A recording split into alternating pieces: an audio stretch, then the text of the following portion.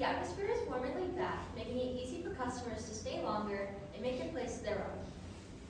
One of the clearest examples of this is our open mic nights, where the cafe transforms into a space for creativity and self-expression, whether that be poetry, spoken word, or storytelling, all shared in a meaningful way. Whether guests go up to the mic or simply sit back and relax, they're all sharing in the same experience. These nights build on authentic connections, local talent, and memories guests remember long after they leave. We also believe good food should feel simple, approachable, and a little generous. That's why we've created thoughtfully bundled meals that pair a guest's favorite sandwich or salad with a drink like our signature and a house-made pastry. These bundles make ordering easier, especially for first-time guests, while offering added value without compromising quality. According to data analysis from Circana, 29% of commercial food service traffic over the past 12 months is on a deal. This is the highest rate recorded in 50 years. It also takes into account that going from the late 70s and continuing into the 2000s, we've seen a trend on value-based buying due to high inflation. Therefore, following this consumer trend and utilizing our meal deal strategy, we will attract many customers, especially those in our target demographic. This approach benefits everyone. For our guests, the experience is reliable and easy. For our team, it creates clarity and efficiency. And for our business, it strengthens brand and long-term loyalty. This marketing strategy offers a 200% return upon investment. This accounts for key factors such as bulk purchasing discounts from suppliers and lowering of labor costs. At a market where value and experience matter more than ever, Pages and Pours stands out by offering both. It's a place you return to naturally, build on communities, and where creativity is welcome. Pages and Pours isn't just somewhere you stop in, but return to again and again. Thank you for your time and consideration. We're happy to answer any questions you may have.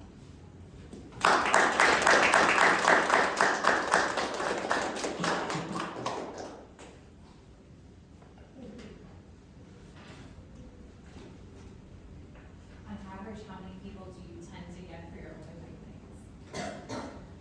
On average, around 52. How are you able to offer so much for such a great price? We buy our ingredients in bulk, and that not only allows us to have more products to be able to sell those, it also makes the ingredients cheaper, which then makes our food and labor cost a little lower. As you can see in our ROI with the meal deal, our food and labor cost is 66% instead of 70% without the meal deal. Because we buy our ingredients in bulk and we also keep our employees busier, which in turn reduces the labor cost. What's on your clips too?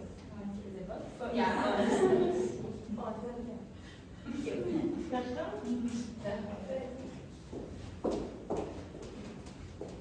Where are you? So if I live in a community, where would I find out about this event? You can find our events on posters, Spotify ads, as well as some other social media platforms.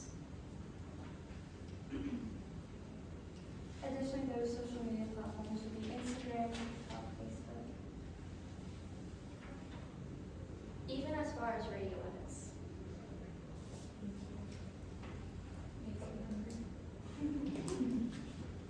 Is this an establishment you can see yourself dining at? For sure. Do you encourage people to read there, and how do you encourage reading or bringing the book to you a little bit more? We do encourage a lot of reading at this establishment. However, it's also a place you can come to work and study.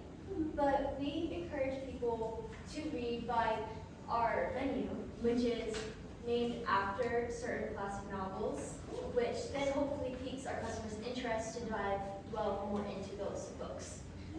We also have a takeable reading book system around, as we have book returns and leaving books throughout different stations, as well as we have a conference room that promotes book clubs, students wanting to learn, and all of that good stuff. We also have bookshelves placed around the restaurant, like in our little reading area right there. The walls are bookshelves. So when you walk in, you will see that, seeing how it is a half wall with high tops. You'll be able to see the books, which also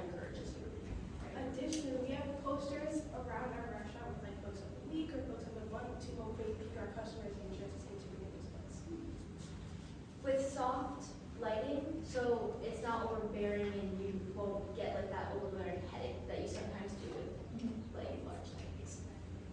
Have you thought about appealing to book clubs to come in and do that? Our conference room, they can be reserved for books. Very cool. Do you allow substitutions for your deal? Yes. How has that impacted your cost? We do understand that people may have allergies and we didn't want that to restrict them from the meal deal. So some of our items are either already made with those allergens in mind, but some also have the option to substitute to make them allergen friendly. And we try to keep it around the same price, but we do understand it may vary. But we do generally try and keep it so it is. Thank you.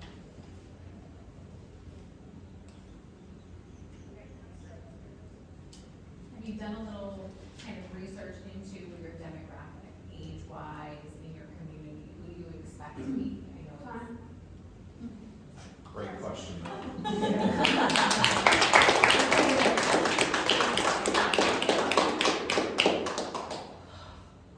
That is it. Great. Great job. Thank you.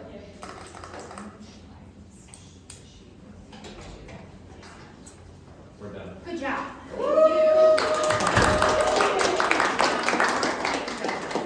You skipped a team by accident.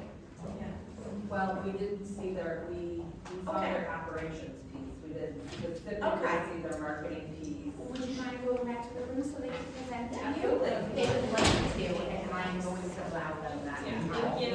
You guys are, Thank you. Very so, good job. so, Very good job. Thank you. ladies, good job.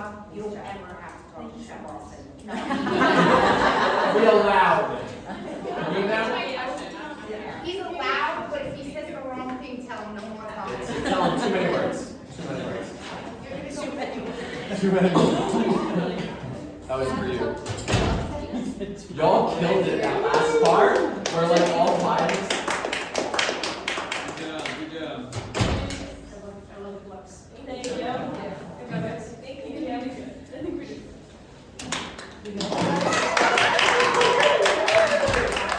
You guys had such a good answer for that last one. That last one was perfect. I didn't like that. I never remember what I said. You were talking about the bookshelves, and I was like, why aren't you talking about the yeah. layout? Why aren't you talking about the layout? Like how You did a it's great job. secluded. And then the lighting was perfect too.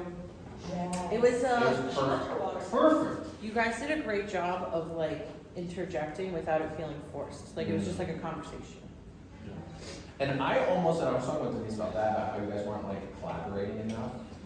And I still kind of, but I also think that it goes to speak to how many of these questions we had already practiced, Yeah. that you already knew kind of where to go with that. We did try and collaborate at least once per month. So that way we did Get work some more together. points in. Yeah. The question about, some of these questions were so fucking stupid. So Still stupid. recording us, so just.